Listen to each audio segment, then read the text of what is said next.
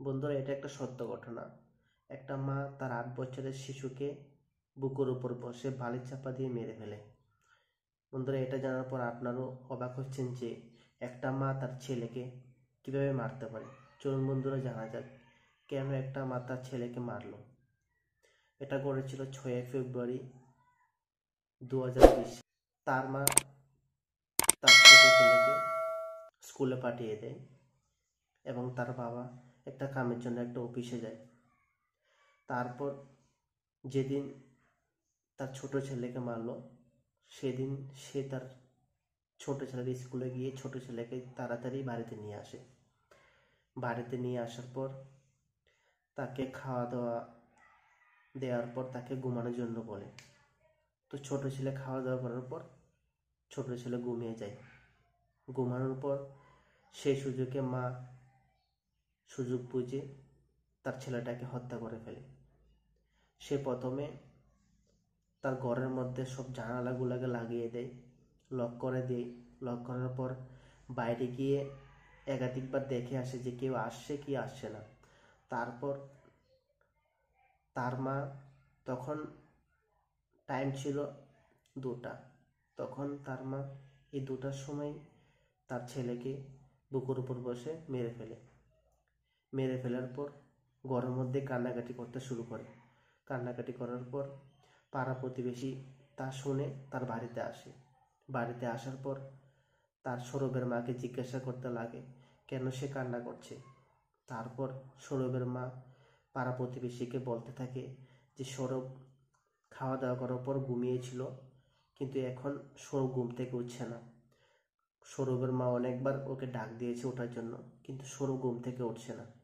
তারপর পাড়া প্রতিবেশী তা শুনে পাড়া প্রতিবেশীরাও সৌরভকে ডাকতে শুরু করে। অনেকবার ডাকাডাকি পরেও সৌরভ ঘুম থেকে উঠছে না। তারপর পাড়া প্রতিবেশীদের মধ্যে একজন তাকে স্পর্শ করে ওঠানোর জন্য চেষ্টা করতে লাগলো। তখন পাড়া প্রতিবেশী তাকে হাত দিয়ে স্পর্শ করলো। তখন সে বুঝতে পারলো কি সৌরভ মারা গেছে। কারণ পাড়া প্রতিবেশী বুঝতে পারলো কি সৌরভের শরীরটা একদম ঠান্ডা হয়ে গিয়েছে, সে শ্বাস প্রশ্বাস নিচ্ছে না। তখন সে পাড়া প্রতিবেশী দেখে সবাইকে বলল যে সৌরভ মারা গেল। তারপর পাড়া প্রতিবেশী থেকে একজন পুলিশকে কল করলো। পুলিশকে কল করার পর পুলিশ এসে সৌরভের মাকে জিজ্ঞাসাবাদ করতে লাগলো এবং সৌরভকে ঠিক করে দেখে পুলিশ বুঝতে পারলো না যে সৌরভের সঙ্গে কী হয়েছে। তারপর পুলিশ সৌরভের লাশটাকে একটা হসপিটালে পাঠিয়ে দেয় চেক করার জন্য। তারপর পুলিশ তার মাকে জিজ্ঞাসাবাদ করতে লাগলো যে সৌরভের এই অবস্থা কীভাবে হলো। তারপর সৌরভের মা পুলিশের কাছ থেকে সত্য কথা লুকিয়ে রাখলো। সে পুলিশকে সত্য কথা বলল না, কারণ সত্য কথা বললে সে ধরা পড়ে যাবে। তারপর সৌরভের মা পুলিশকে একটা মিথ্যা কথা বানিয়ে বলে। সে বলে কি সৌরভ খাওয়া দাওয়া করার পর সৌরভ যখন ঘুমাতে যায় তখন সৌরভের বুকের মধ্যে একটু ব্যথা হয়, সেটা আমাকে বলে। তখন সৌরভের মা সৌরভকে বলল কি ব্যথা চলে যাবে, এখন তুমি ঘুমিয়ে যাও। তাই বলে সৌরভ ঘুমিয়ে যায়। সেই কথা পুলিশকে বলে। এটাও বলে যে সৌরভ মনে হচ্ছে হার্ট অ্যাটাকে মরল। এটা সৌরভের মা পুলিশকে বলল। কিন্তু পুলিশ তার মায়ের থেকে এই সত্যটা জেনে বিশ্বাস করতে পারল না।